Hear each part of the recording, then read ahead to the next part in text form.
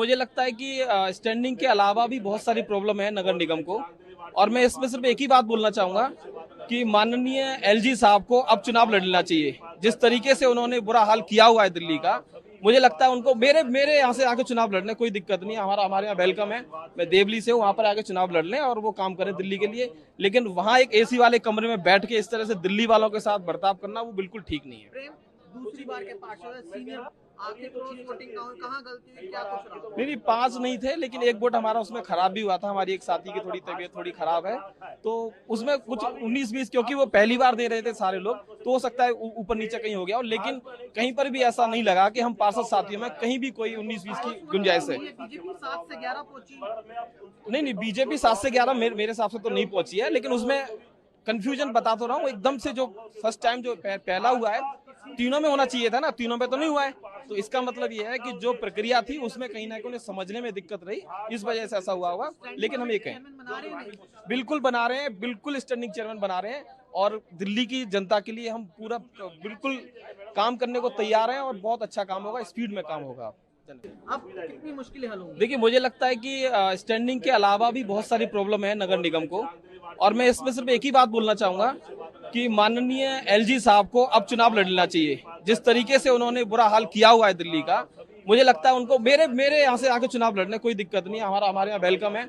मैं देवली से हूँ, वहाँ पर आके चुनाव लड़ लें और वो काम करें दिल्ली के लिए। लेकिन वहाँ एक एसी वाले कमरे में बैठ के इस तरह से दिल्ली वालों के साथ बर्ताव करना वो बिल्कुल ठीक नहीं है। प्रेम दूसरी बार के पार्षद सीनियर आखिर क्रॉस वोटिंग कहाँ गलती हुई, क्या कुछ रहा? नहीं, 5 नहीं थे, लेकिन एक वोट हमारा उसमें खराब भी हुआ था। हमारी एक साथी की थोड़ी तबीयत थोड़ी खराब है, तो उसमें कुछ 19-20, क्योंकि वो पहली बार दे रहे थे सारे लोग, तो हो सकता है ऊपर नीचे कहीं हो गया हो। लेकिन कहीं पर भी ऐसा नहीं लगा कि हम पार्षद साथियों में कहीं भी कोई 19-20 की गुंजाइश है। बीजेपी 7 से 11 पहुंची। नहीं, बीजेपी 7 से 11 मेरे हिसाब से तो नहीं पहुंची है, लेकिन उसमें कंफ्यूजन बता तो रहा हूँ। एकदम से जो फर्स्ट टाइम जो पहला हुआ है, तीनों में होना चाहिए था ना, तीनों में तो नहीं हुआ है। तो इसका मतलब ये है कि जो प्रक्रिया थी उसमें कहीं ना कहीं समझने में दिक्कत रही, इस वजह से ऐसा हुआ होगा। लेकिन हम ये कहें, बिल्कुल बना रहे हैं, बिल्कुल स्टैंडिंग चेयरमैन बना रहे हैं और दिल्ली की जनता के लिए हम पूरा बिल्कुल काम करने को तैयार हैं और बहुत अच्छा काम होगा, स्पीड में काम होगा। आपने कई बार आईपीएल में मुझे नहीं देखा कि वो सुपर ओवर हो जाता है,